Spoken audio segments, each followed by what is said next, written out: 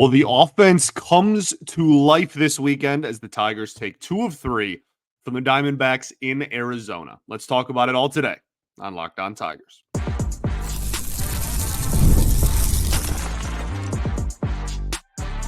You are Locked On Tigers, your daily Detroit Tigers podcast. Part of the Locked On Podcast Network, your team every day. What is up, everybody? Welcome back to another edition of Locked On Tigers. I'm, of course, your host, Scott Bentley. Today is Monday, May 20th, 2024. Thank you so much for making Locked On Tigers your first listen every single day. We are free and available wherever you get your podcasts, including YouTube. Part of the Locked On Podcast Network, your team every day. And the Detroit Tigers take 2 of 3 from the Arizona Diamondbacks. They lose Sunday's game 4-6, but win Friday and Saturday 13-0 and 8-3, respectively.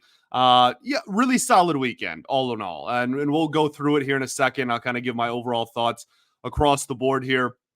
But, just a really important kind of bounce back series. You're back to 500 now going into this series against the Royals that starts today, if you're listening to this on Monday. And I'm pretty pleased. And we'll get into Sunday specifically. I think they kind of left a little bit on the table there. I think that was an opportunity to sweep, and maybe it slipped through the cracks, through their fingers, I guess, a little bit. But all in all, I'm pretty darn pleased with this weekend. It's hard not to be when this offense has been so dreadful for a pretty prolonged period of time at this point, and they go out there and they score 13, 8, and 4 in 3 games. I'm going to walk away decently happy. We'll take 2 of 3.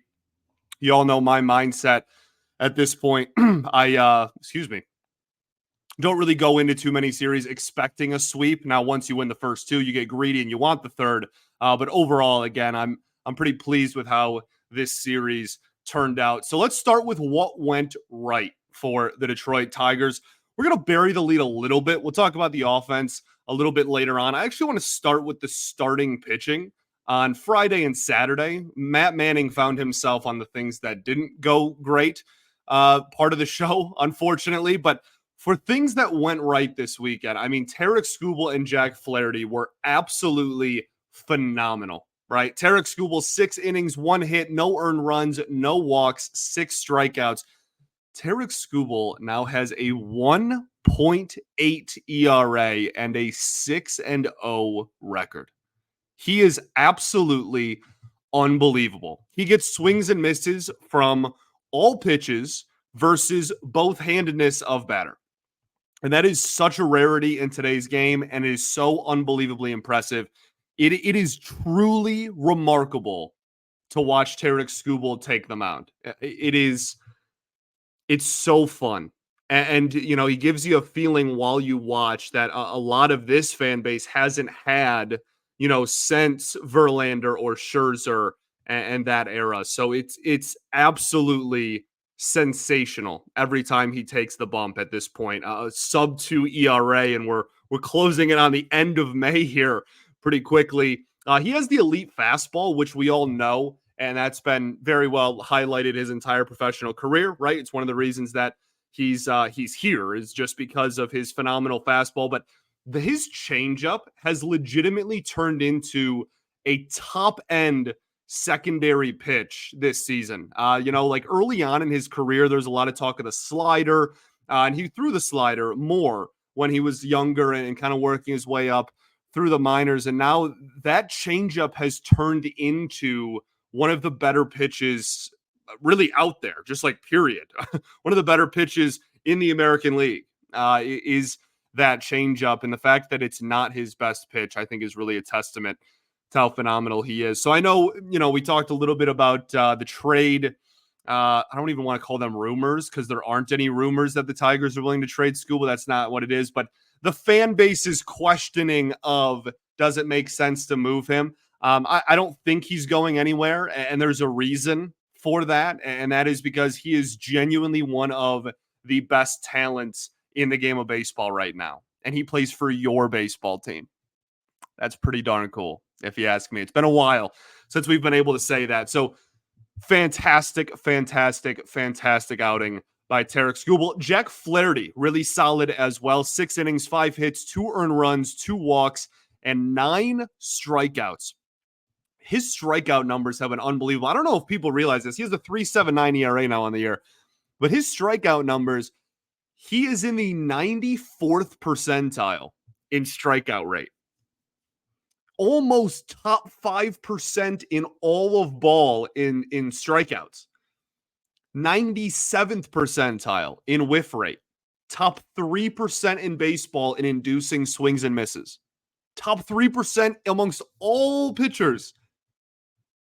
94th percentile in walk rate, which is even more impressive to me, right? The fact that he's getting swings and misses, he's getting his strikeouts, and he's not walking people is a recipe for being an analytical darling, and that is very quickly what he has turned into here. Like I said, the ERA dipped below 3.8 after this outing. He had 10 swings and misses on his slider alone on Saturday, and that has really that has been a really good pitch for him. But this year, it's been so good for him. And we're, still a month and a half into the season. We had well over 100 ball games left, but really, really solid pitch so far for him. And I think that honestly, that's kind of one and the same with the fastball, right? We talk so much about the effectiveness of his fastball and how important that pitch is going to need to be for him to be successful this season. And I think that when you have a good fastball, especially to righties, it sets up a really effective slider. But I do think that the shape has improved, honestly. Last year he was kind of in a blender, right? Was having a hard time really with everything. So everything's just looks so good. Like the fastball and the slider, we just talked about, but the curveball has looked really solid this year as well. And I talked about this earlier in the season. Like, I want him to throw that curveball just enough to where it can be effective, but not enough to where any hitter is ever sitting on it. I think that's the perfect kind of blend of how often you want that pitch, right? I don't want any hitter to ever go in the batter's box and be like, oh, I'm looking for his curveball here. But I want you to throw it enough to keep people off balance. And I think that he's really towed that line really, really well. The command wavered late in this outing, but again, this was just another absolutely stellar outing. He gets his first win finally as a Detroit Tiger, finally gets some pretty solid run support there. So, 2 thumbs up for both of those gentlemen. Tarik Skubal and Jack Flaherty were absolutely phenomenal this weekend in Arizona. And that leads us to the lead of this, which is the offensive explosion that came in Arizona from your Detroit Tigers this weekend. We will talk about that right after this. Got to talk to y'all today about our friends over at Policy Genius. Look, Policy Genius saves you time and money so you can provide your family with a financial safety net starting today. With Policy Genius, you can find life insurance policies that start at just $292 per year for $1 million of coverage. Some options offer same-day approval and avoid unnecessary medical exams. Policy Genius helps you cover your options from top companies, and a team of licensed experts is on hand to talk you through it. You can talk to a team of award-winning agents who will walk you through the process step by step and make it super simple and easy to understand. You can easily compare quotes from America's top insurers in just a few clicks and find your lowest price. Also, they have no incentive to recommend one insurer over another, so you can trust their guidance fully. Thousands of 5-star reviews on Google and Trustpilot from customers who found their best needs. So check life insurance off of your to-do list in no time with Policy Genius. Head to policygenius.com/LockedOnMLB or click the link in the description to get your free life insurance quotes and see how much you could save. That's policygenius.com/LockedOnMLB. Also going to talk to you today about our friends over at Yahoo Finance. When it comes to your financial future, you think you've done it all. You've saved, you've researched, you've invested all that you can, and now you need to take those investments to the next level by using what every financial great uses, Yahoo Finance. For more than 25 years, Yahoo Finance has been the brand behind every great investor. Whether you're a seasoned investor or you're looking for that extra guidance, Yahoo Finance gives you all the tools and data you need in one place. They're the number one finance destination, producing a holistic look at the financial news cycle, including breaking news, original editorial perspectives, analyst rankings, independent research, customizable charts, and so much more. With a community of over 90 million users each month, their real strength is helping you on your way to financial success. So for a comprehensive financial news and analysis breakdown, visit the brand behind every great investor at yahoofinance.com, the number one financial destination. yahoofinance.com. That's yahoofinance.com. All right, everybody, welcome back here. Segment 2 of Locked On Tigers. Appreciate you all for tuning in, as always, making us your first listen every single day. Shout out to the everydayers that do tune in every day. We will be back tomorrow recapping Game 1 against the Kansas City Royals and talking about any other news and notes happening around the organization. Also, be sure to check out Locked On Sports Today, the free 24/7 sports streaming channel program for your everyday sports needs. Bring you the biggest stories with all of our great hosts here at Locked On. You can subscribe on YouTube or for free in the Amazon Fire TV channels app.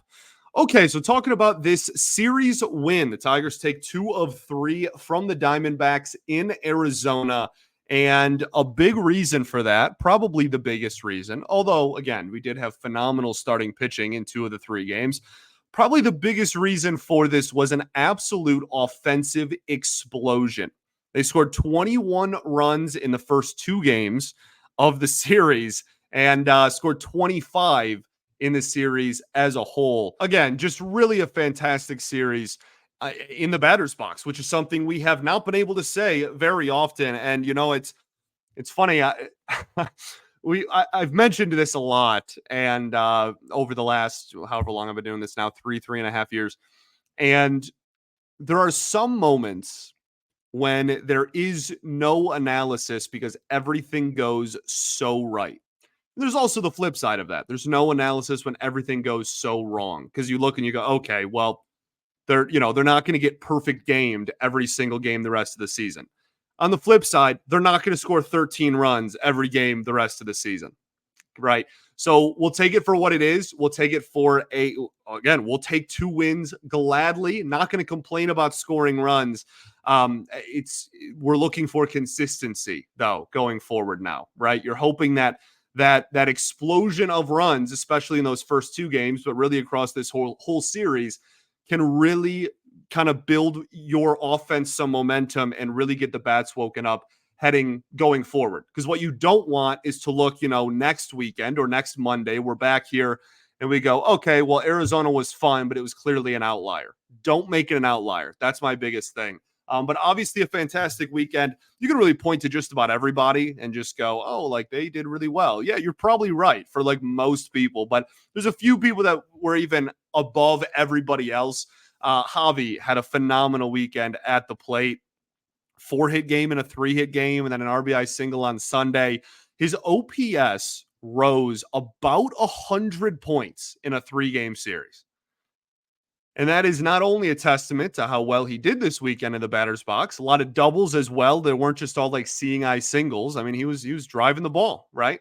But it's also a testament to how poorly and he was doing and how poor his numbers were before this series. So the OPS is, I think it's like 520, 525. Like I'm not going to throw a celebration for a 520 OPS, but hey, it's a lot better than a 420 OPS, right?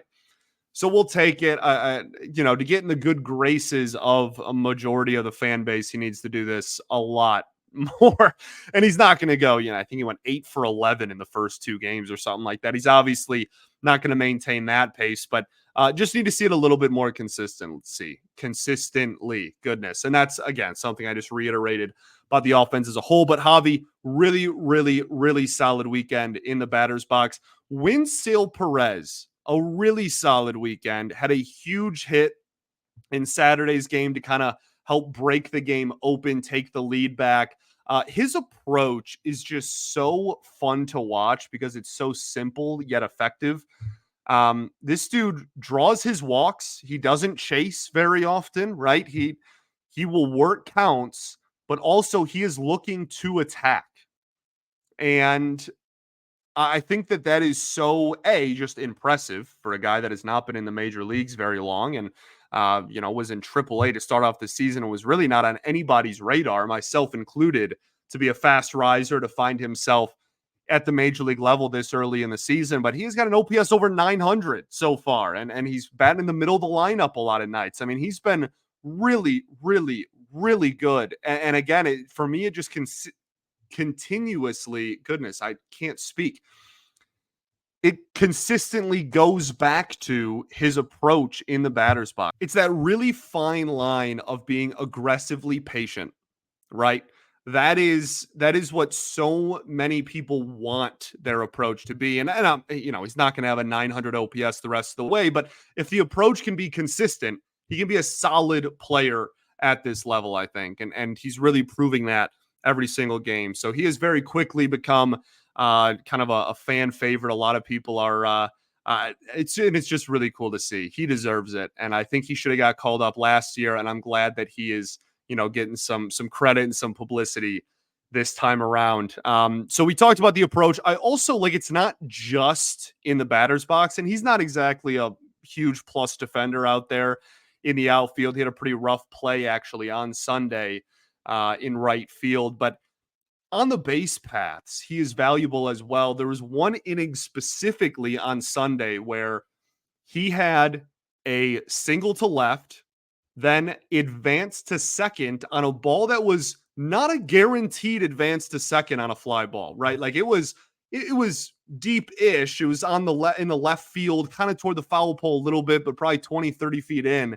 And he turned on the burners and advanced and got to second base, and then he stole third.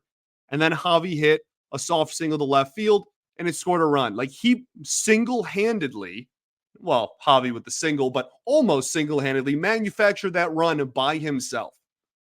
Single, advance, tag up on a fly ball, steal, advance home. Just absolutely wonderful asset for the Tigers the last, what has he been up 3 weeks now, 4 weeks. But and should probably be playing close to every day, which is, again, something that going into the season, if you would have told me that I'd be saying that about Wenzel Perez, before Memorial Day, I probably wouldn't have believed you. And it's just absolutely awesome. I've been such a big fan of his for a little over a year now. So really cool to see him finally, again, kind of get his flowers and be really successful so far at the major league level. The torque homer was good to see. It was a 91-mile-an-hour fastball right down the middle, but I'm not going to move the goalpost. We've been asking him for weeks now to just take advantage of mistakes, just hit mistakes.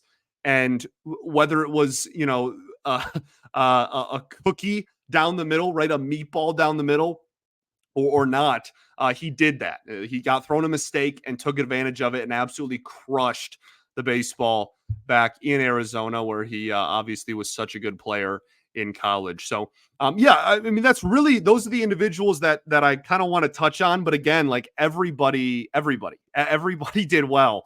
Riley Green had a lot of hits this weekend. Go down the list.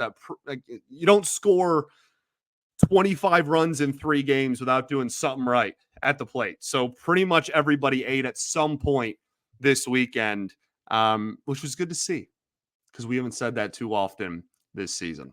Let's talk about what went wrong. A lot shorter of a list, but definitely still some things to point out. And then we'll end by talking about stuff, and we'll preview the Royals series. We'll do all of that right after this. Got to talk to you all today about our friends over at LinkedIn Sales Navigator. Are you struggling to close deals? Well, business-to-business selling is tougher than ever, and that's why I want to tell you about LinkedIn Sales Navigator.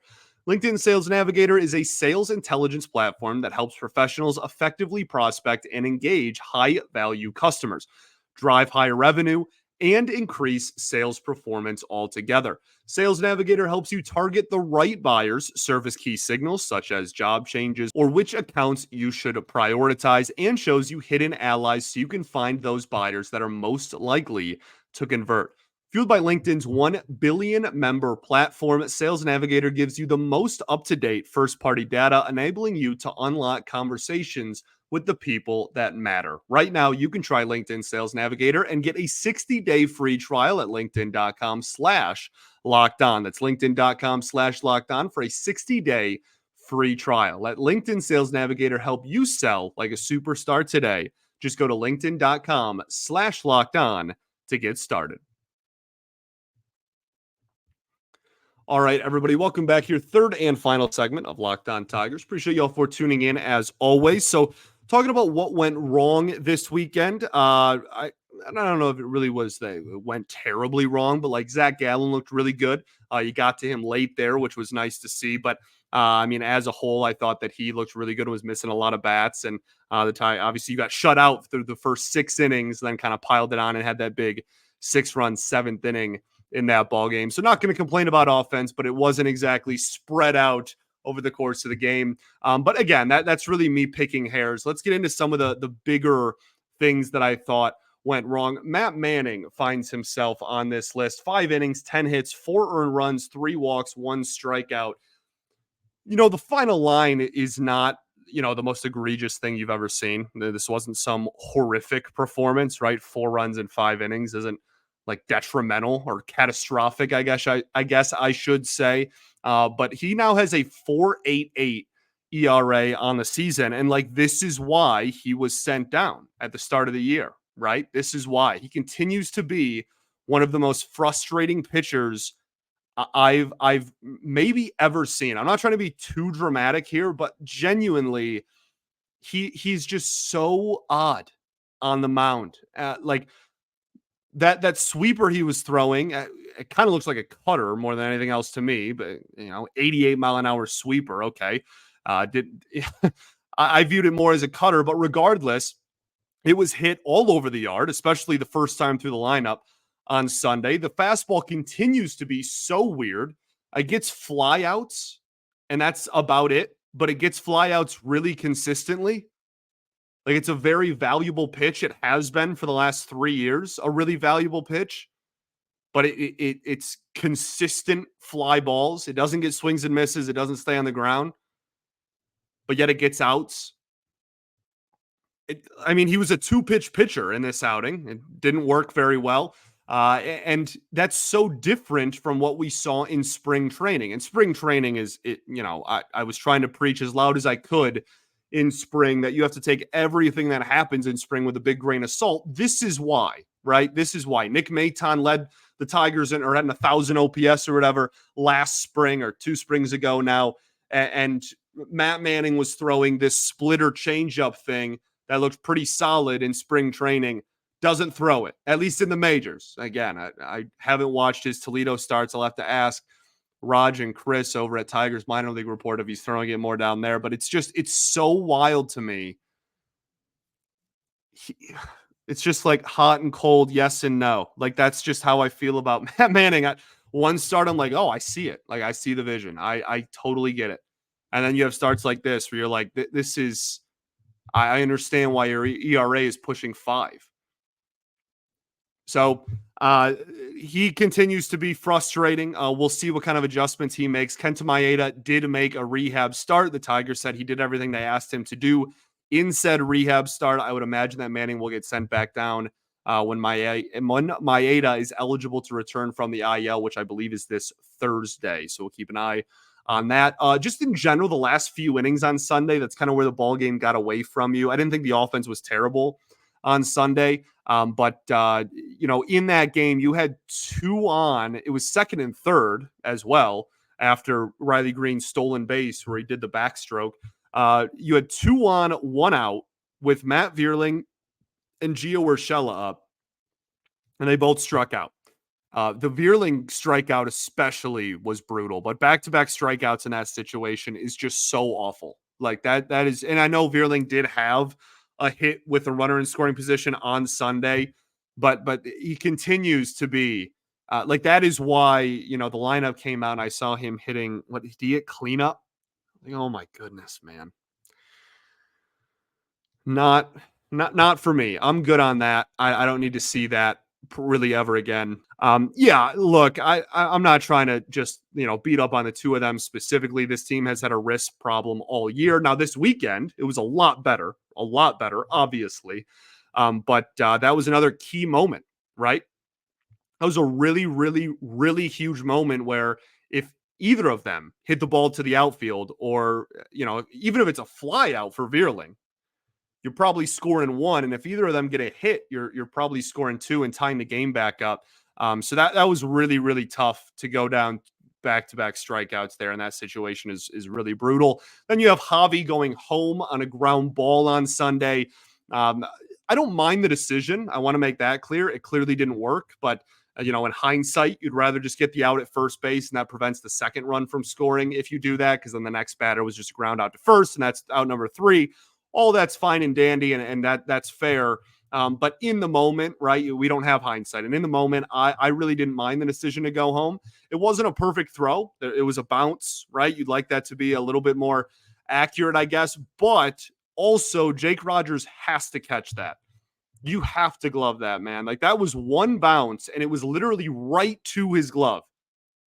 And it did bounce, and that can throw you off, and that's tough. I caught my entire life. It's tough, right? I'm not denying that, but you have to come in with that baseball because the ball beat him.